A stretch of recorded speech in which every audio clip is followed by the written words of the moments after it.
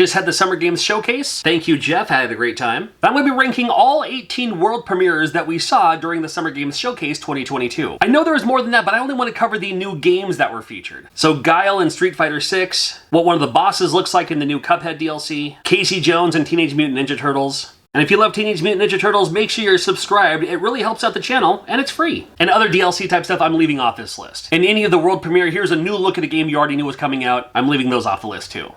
We start with Alien Dark Descent. I do like the Alien franchise. I'm expecting big things from this game. A lot of people love the Alien Isolation. However, as cool as this looks, I mean, if the game actually looks like this, amazing. But not a whole lot to see from this gameplay footage. Although this looked really cool. But what kind of game is it? That's what I'm trying to figure out. I mean, you see like 5 seconds of it at the very end of the trailer. So if it's an overhead shooter, it might be pretty cool. But it looks like it might be a real-time strategy. I don't care for real-time strategy games. In the meantime, I'll give it a D until I'm proven otherwise.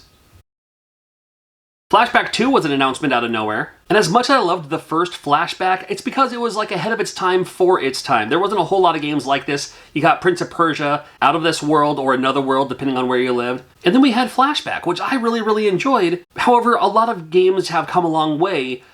To have another Flashback game, I'm not sure. I'm still curious, I'm still in. Looking forward to seeing more of this. I'll give it a B because I am interested, and I do like the Flashback that we had. Again, we've had other stuff along the way too. That Lunark looks just like a chunky pixel Flashback. We'll give this one a shot. I'll give it a B. Forge Solis, I mean, a lot of these games just look like this, and there was a whole lot of space-themed games in this that have this kind of look, this kind of feel. I know a lot of people really dig this style of game, which is fine. But it's also only coming out to Steam. It's only coming out to Steam. I'm a console gamer. I don't have a computer or anything good enough to play games off of Steam. I don't have a Steam Deck. So this game, believe it or not, I'm not going to grade it because I got no opinion on it. Routine, so far, again, looked really cool just by the nature of how this feels. If the game itself looks and plays like this feels, I'll be interested. Mick Gordon, who does the sound for games like Doom, is doing the sound for Routine as well. So I have a good feeling that if it looks like this and it plays like Doom, then I think I'm going to be okay. And I'm going to give this game a B. I'm looking forward to Routine.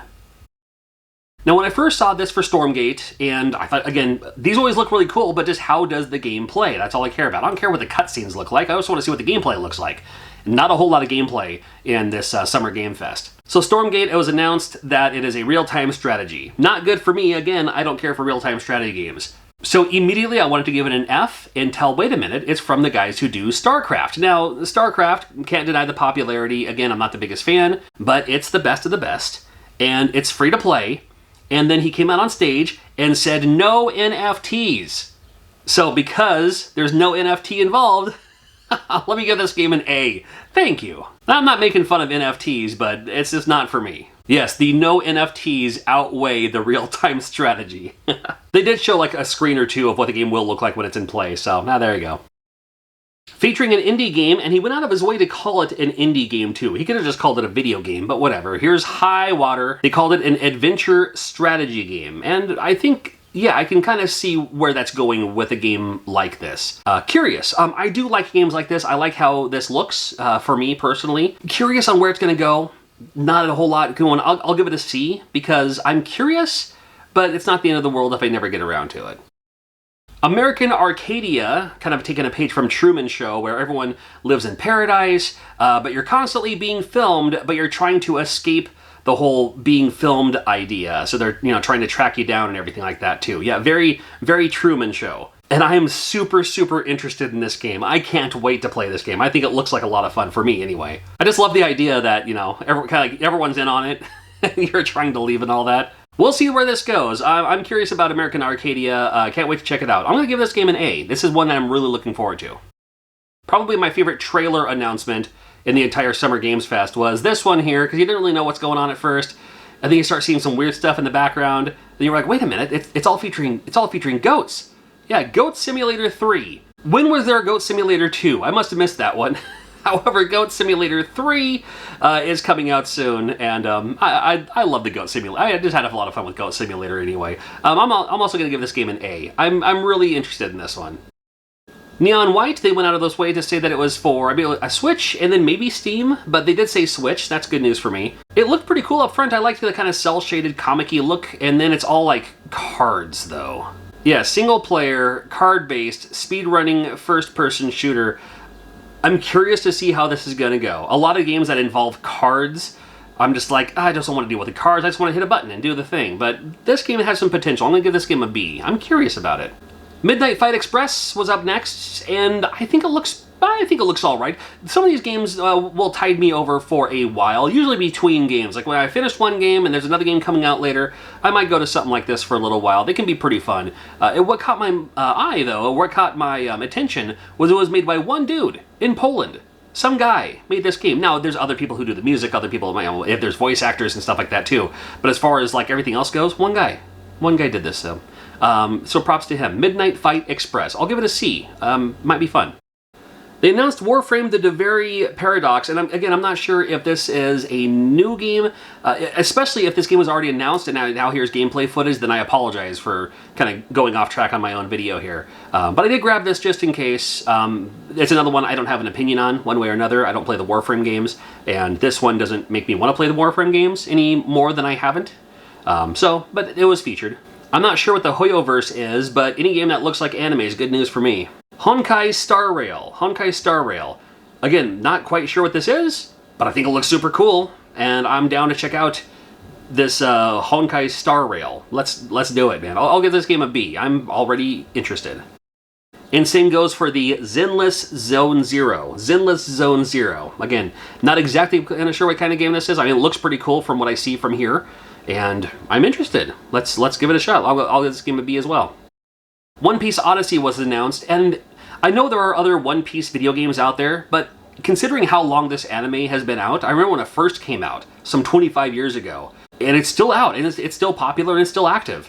There haven't been as many games as there probably could have been by now. This is set to be a JRPG. I didn't really see a whole lot of gameplay footage anyway, but One Piece Odyssey, a JRPG that looks like anime, and you know, it features the voice actors and all that. I'm interested in this one too. I'm going to give this game an A. I think this is going to be a lot of fun. As soon as I saw this footage for some retro Capcom games, including like the first Street Fighter, including games like Saturday Night Slam Masters, oh man, when I saw that they were making a second one, an Arcade Collection 2, I'm all in on this one. 32 games, it's going to run like $3.99 per game, or buy all 32 of them for $39.99. Some classic Capcom games like Speed Rumbler, like Black Tiger, that was a personal favorite of mine. This one's going to be amazing. I'm giving this game an S. It's a must play. I gotta have it. Gotta have it. Gotta have it. They announced a game called Metal Hellsinger. It's a rhythm shooter, but with metal music, which is great news, because so many times all the rhythm games are pop music, dance music, which is fine. Especially when it starts out with some dude who looks like the kind of dude I'd hang out in high school. Talking about this awesome game, and they show gameplay footage, and yeah, it looks like a shooter, but with that metal bass to it for rhythm. So maybe like if you shoot on the rhythm, then your bolts are stronger. I'm not exactly sure how it all works out yet. Yeah, the full version doesn't come out till September 15th, but they released a demo immediately for PC, PlayStation 5, and your Xbox Series S and X. So definitely check it out. I'm going to download it while I'm editing this video. I'm also giving this game an S. They announced Layers of Fears. I don't know if you want to call this Layers of Fear 3, but it's just basically called Layers of Fears.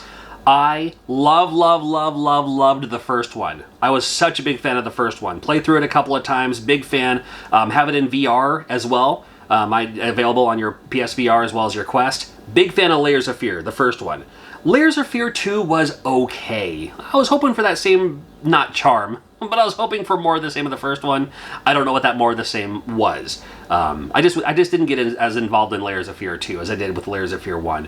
But this one looks like it's taking it back to that Layers of Fear 1 feeling, and done in the Unreal 5 engine. So I'm very curious in this one too, giving this game an A, looking forward to it. I was a big fan of Layers of Fear 1. Layers of Fear, let's go.